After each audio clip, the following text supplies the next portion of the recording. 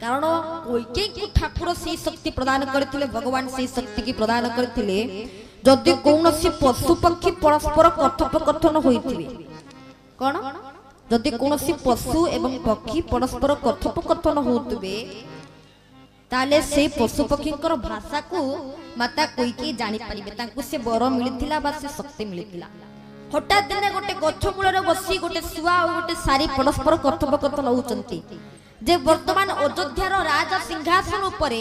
विपद अछि जे 14 वर्ष पर्यंत से सिंहासन उपरे धारण करिवो जे सेठी बसिबो ता जीवन प्रति प्रबल विपद अछि आ से निश्चय